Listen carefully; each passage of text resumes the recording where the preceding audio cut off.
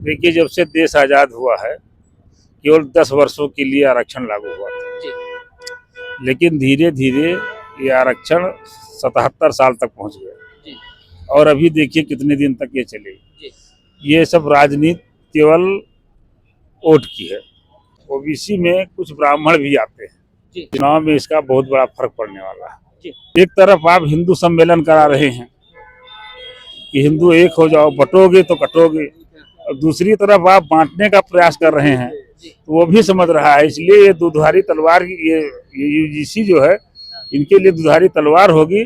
न ये राम के रहेंगे न रहीम के रहेंगे। जिसलिए ये कर रहे हैं कि मुझे बैकवर्ड और एससी का वोट मिलेगा, ना ये भी मिलेगा ना वो भी। कितना भी प्रयास कर लें, अमित शाह तो प्रधानमंत्री नहीं बनेंगे। योगी जी दिल्ली जाएंगे और यहाँ का मुख्यमंत्री कोई दूसरा बनेगा। तो पर पहला आरोप लगा संत होके संत के ऊपर आक्रमण कराना। दूसरा आरोप उत्तर प्रदेश मुक्त अपराध की बात की जा रही, लेकिन जिस प्रकार से अपराध बढ़ रहा है विपक्ष इस मुद्दे को उठा रहा है। और तीसरा जातिवाद का मुद्दा, उनके ऊपर यह भी लग रहा है वो ठाकुरवाद करते हैं। तो तीनों समीकरण कहीं ना कहीं माहौल योगी जी का खराब नहीं कर रहे हैं। बात है कि क्षत्रिय के कुल में पैदा हुए हैं, तो इसका मतलब भगवान राम जो है क्षत्रिय हो गए। नंबर 2 काम ये कि उनकी राजनीति चौपट हो जाएगी, चौपट नहीं हुई है। और तीसरी बात आपने कहा कि संत होके संत के ऊपर, देखिए ऐसा है कि ये गलत हुआ है, ये गलत हुआ है और योगी जी को इसमें आगे आना चाहिए, इसे मुंह नहीं मोड़ना चाहिए। तो संत हैं, भले ही मांगनी चाहिए, माफी मांगे या ना मांगे, परंतु कोई ऐसा रास्ता निकले जिससे कि सांप भी मर जाए और लाठी भी ना टूटे।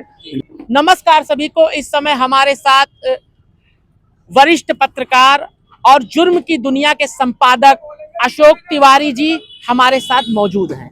जिस प्रकार से यूजीसी कानून लाया गया है उस पर इनका क्या विचार है और इस पर ये क्या कहना चाहते हैं।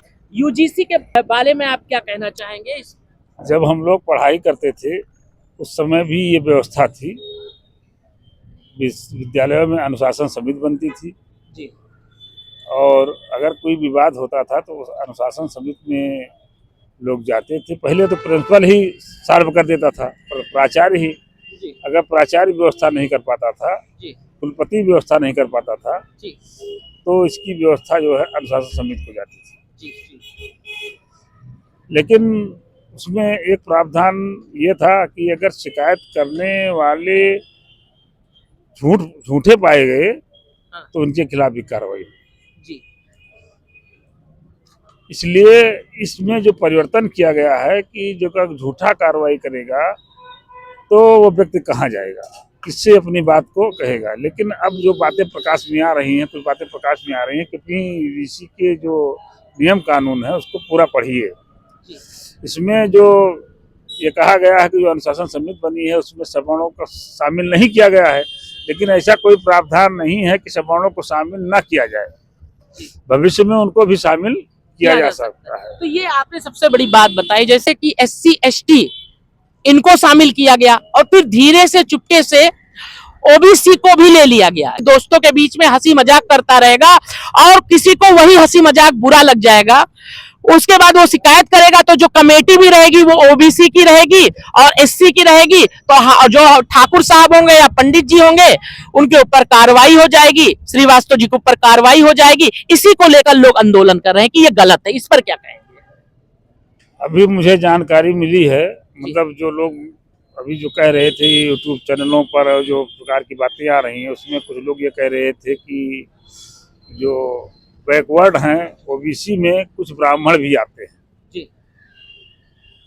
और जिसमें बहुत से जैसे गोस्वामी हैं और भी कुछ सारस्वत हैं, तो इसमें ये अभी कहना उचित नहीं। इतना बड़ा बवाल जो हो रहा है, जब तक उसको पूरी तरीके से पढ़ न लिया जाए, पूरा देख न लिया जाए, कानून के बारे में जान न लिया जाए। तो सरकार जब कोई चीज करती है तो उसका बार बार खंडन करती है। अगर उसके खिलाफ कोई चीज जाता है, प्रेस करती है, अपने नेताओं को आगे करती है। लेकिन क्या ऐसा कारण हो जा रहा है कि इस पे ना तो पक्ष बोलने को तैयार है और ना विपक्ष बोलने को तैयार है? मुझे जानकारी प्राप्त हुई है कि अभी पूरे मसौदे की जानकारी किसी को है नहीं। तो कैसे लागू हो गया कि अभी लागू लोग बता रहे हैं, मतलब अभी लागू कहाँ हुआ है, लेकिन अभी क्या कहते हैं कि ये कानूनी रूप से अभी इसको जो है लागू नोटिफिकेशन केवल आया है। तो पत्रकारों ने भी अपनी नाराजगी जताई, करणी सेना को देखा जाए वो भी अपनी नाराजगी जता रही है, बड़े बड़े संगठन भी और कुछ बड़े पदों पर रहकर रिटायर हुए हैं, उन्होंने भी इस पर नाराजगी जताई कि हमारे बच्चों का भविष्य खतरे में है। तो आप क्या कह रहे हैं? देखिए, जब से देश आजाद हुआ है केवल 10 वर्षों के लिए आरक्षण लागू हुआ था, लेकिन धीरे धीरे ये आरक्षण 77 साल तक पहुंच गया और अभी देखिए कितने दिन तक ये चलेगी। ये सब राजनीति केवल वोट की है। अगर ये लागू होता है, और क्या आपका अनुभव क्या कहता है कि उत्तर प्रदेश का चुनाव जो होता है वो जातीय समीकरण पर होता है, और जिस प्रकार से इस समय आप देख रहे हैं योगी जी चाहे वो शंकराचार्य जी को लेकर विवाद में आए हो, और चाहे केशव मौर्य जी का बयान हो, और चाहे ये यूजीसी हो, तीनों को आप कैसे देखेंगे? पहली बात तो आपको बता दें कि ये जो चुनाव आने वाला है, चुनाव में इसका बहुत बड़ा फर्क पड़ने वाला है। फर्क इसलिए पड़ने वाला है क्योंकि जो ओबीसी समाज है, जो एससी समाज है, जो पढ़ा लिखा है, जो हिंदुत्व के बारे में जानता है, एक तरफ आप हिंदू सम्मेलन करा रहे हैं कि हिंदू एक हो जाओ, बटोगे तो कटोगे, और दूसरी तरफ आप बांटने का प्रयास कर रहे हैं, तो वो भी समझ रहा है। इसलिए ये दुधारी तलवार की ये यूजीसी जो है, इनके लिए दुधारी तलवार होगी, न ये राम के रहेंगे न रहीम के रहेंगे, मतलब नुकसान करना हो जाएगा इनको। ये जिसलिए ये कर रहे हैं कि मुझे बैकवर्ड और एससी का वोट मिलेगा, ना ये भी मिलेगा ना वो भी मिलेगा। बस एक सवाल का और जवाब दे दिए। शंकराचार्य जी ने अभी केशव मौर्य को लेकर बयान दिया कि इस व्यक्ति को मुख्यमंत्री होना चाहिए। ये ऊपर से बुलवाया जा रहा है या कि उनकी खुद की विचारधारा है, कि यह अब योगी जी के लिए खतरे की घंटी है? देखिए, योगी जी के लिए कोई खतरे की घंटी नहीं है, ये राजनीति है। अब उतनी बड़ी ये राजनीति है कि वहां तक पहुंचना हमारे लिए मुश्किल है, क्योंकि वहाँ नहीं, आपका तो अनुभव है, अयोध्या में आपने फीडबैक लिया, बड़े बड़े नेताओं से आप बात करते रहते हैं, तो कुछ तो आपको अनुभव होगा जो आप अपना अनुभव लोगों के बीच में शेयर करना चाहते हैं। देखिए, आने वाले समय में मोदी के बाद योगी प्रधानमंत्री के रेस में चल रहे हैं जी। तो ऐसा नहीं है कि वो मुख्यमंत्री पद से हट जाएंगे, है ना।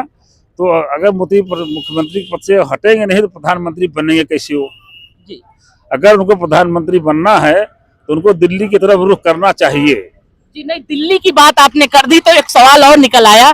कहा जाता है कि मुख्यमंत्री की आपने बात की, जो 3 बार मुख्यमंत्री हुआ है उसी को आगे प्रधानमंत्री का दावा, चाहे आप मोदी जी को देख लीजिए, पार्टी में भी गुटबाजी हो गई है, क्योंकि मोदी जी के बाद अमित शाह को देखा जा रहा है। अमित शाह का जिस प्रकार की क्रिया प्रक्रिया योगी जी को लेकर रहती है, तो कहीं ना कहीं उनकी छवि धूमिल करना और उन्हें मुख्यमंत्री के सीट से उतार देना कि आगे प्रधानमंत्री की कुर्सी पर न जाए, ऐसा लोग बताते हैं। इसकी क्या सच्चाई है? एक बात तो मैं आपको साफ बता दूं, कितना भी प्रयास कर लें अमित शाह तो प्रधानमंत्री नहीं बनेंगे, क्योंकि उनके पास वोट नहीं है। सिक्का उसी का राजनीति में बचता है जिसके पास वोट होता है, जिसके पास जनमानस होता है, जनभागिता होती है। उनके पास वो तो मैनेजमेंट तो उनके पास है, लेकिन वोट उनके पास नहीं है।